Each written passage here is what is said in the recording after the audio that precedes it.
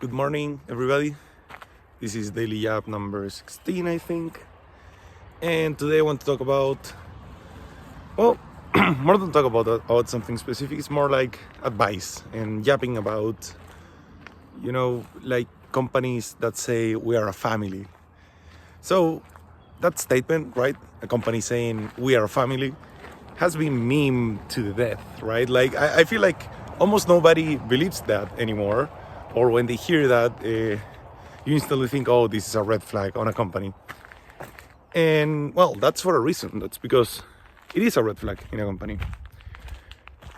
But, when I was younger, and it's not that I'm too old, but when I was younger and I was just starting to work, I definitely felt more that way. I felt like, oh yeah, man, like this is so cool. Like we're doing like something that's going to, grow, and eventually we will see, like this whole project get like thousands and millions of clients or, clicks, whatever.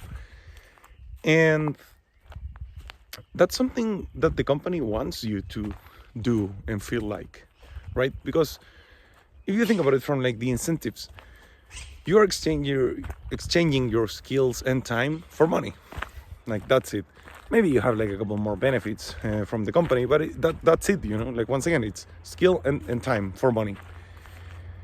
Now, from the company point of view, they're gaining a lot from your labor. Let's say, for example, that you pay someone $5,000. If the company pays that person $5,000, that means that the output of that person should be more than $5,000. Why is that? Well, because that's how business works, right? Like you don't sell things at the same price that you buy them. You sell them a little bit higher. And with the employees, it's the same. Oh, this employee is going to give me a net worth, or like give me a $7,000 difference. So I'm going to pay him 5,000 so I can profit from those 2,000.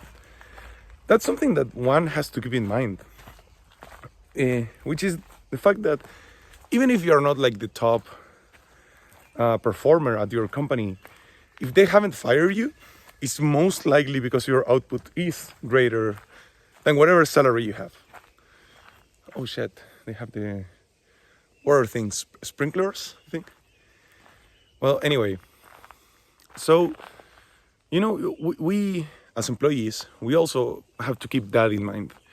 Now in startups, it's a little bit different because sometimes they'll give you a percentage, especially if you're like one of the founding members, in which case, things are a bit more fair, but they are not that fair. I mean, well, again, like not making a moral judgment, but I've been in startups and always the deal is the same. Like if you are around the first 10 people, maybe 15 people, as an engineer at least, they'll give you 0.15% of the company, which is a big incentive if you think that the company is going to blow, be a unicorn, right? And blow up. But if it's not, then honestly, it's not that much. Like even a company that, I don't know, it's valued at like $1 million. If you take 1,000th of that, it's only $1,000. So it will be $1,500 if the company is valued at 1 million and you sell your equity. So yeah, anyway, going back to the first topic, which is, this is more like an advice to like me from the past, and probably this will help like some people if anyone's watching, which is that you have to always keep in mind that you work for money and that's it. And the company is not your family. Now, keep in mind, you can have like deep ties with some people, right? Like I feel like some of my best friends right now have been people that I met from work. And this is true also for other people. Like I've talked with other professionals and they tell me the same. So it's not a thing that you cannot like connect with people and have like a long lasting relationship with them if they are from your work. No, you definitely can.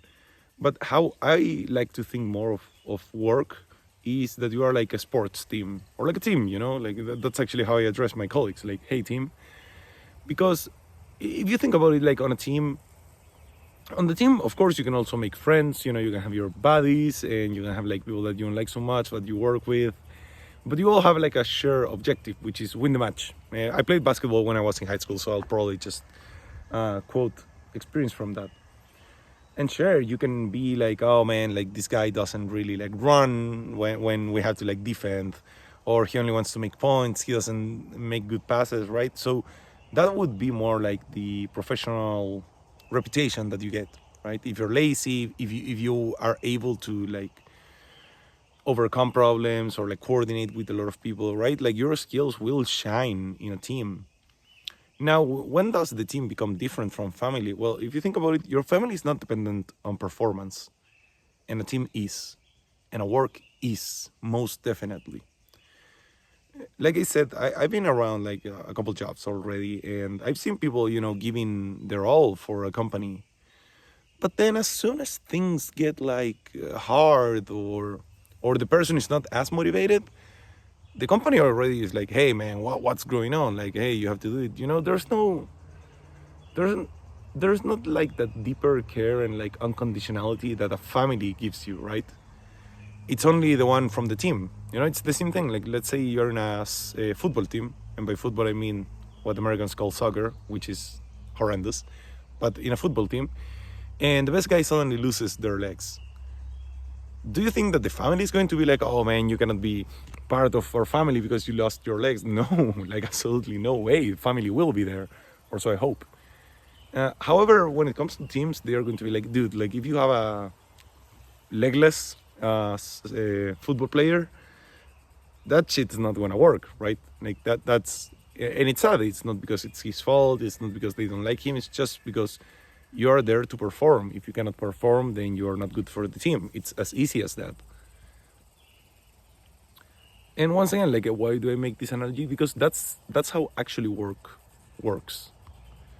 And that's one thing that people need to keep in mind, because your bosses, the founders of these startups, or whoever is in like a hierarchy position, they will manipulate you. It's weird. I mean, there's the rare exceptions of people that tell you as it is, but most of them will manipulate you.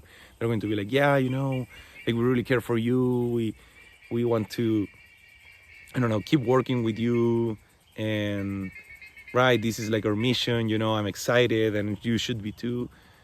And there's no problem if you are actually excited for whatever comes, for whatever work comes, for whatever the project is going to be. That's awesome. It's actually something desirable. Like, I'm not saying that it's not, but what I'm saying is that if you're not, it's also not like a necessity. you know Once again, you exchange your time and skills for money, and that's it. And it's also the same thing, when you're going to ask for a pay raise, like a salary increase, or whatever, like more benefits, maybe more vacations. Like, if you ask for a benefit, it's because that's what you want, that's what you feel like you need, right? Or at least that's how I negotiate. And the company can either give it to you or not give it to you. If it gives it to you, then great. Like, everyone's happy. If they don't give it to you, that's when you should start considering like moving. Maybe not like super seriously. I'm not saying like, oh, start applying for jobs right away, but you should like see, okay, what are my other options? Because clearly here they are not giving me all that I want. And if you feel like you've done a good job, then why wouldn't they? Because once again, like, maybe I understand it if the company's a startup, they're just burning money, and maybe you ask for like a 50% pay raise. Okay, then it's understandable that they can't give you that. But sometimes they can maybe like accommodate something else, maybe a little bit more vacations, maybe a free day once in a while. There are other ways. Now, if your company is big, if your company is like well established, once again, always remember, it's like that they pay you less than what you give to the company. Like, by design, it's that way. And if you feel like you're giving a lot and they're not willing to give you a little bit more, listen, there might be like some cases where it's actually justified because you're not outputting as much. But I feel like most of the time it's just like corporate greed. It's like, oh, I cannot give you a pay raise because now I'll have to give a pay raise to other guy, or like, oh no, I want to keep them in line. This is like the ceiling for, I don't know, like your tier. So yeah, I mean, Yeah. So once again, like going back to what I would say to myself from back then, it's like, oh, understand, like never fall for the company is a family. Like it's not unconditional, so it's not a family, and it is like a team, right? You can have like team players, you can have like lonely players, you can have it all. But at the end of the day, it's all based on performance. And just like in teams, also charisma can take you a long way, or the other way, right? Like if you're very uncharismatic, it can hinder your growth. But once again, at the end of the day, you want the people that do the job, you want the people that make the points, you want the people that defend the rim.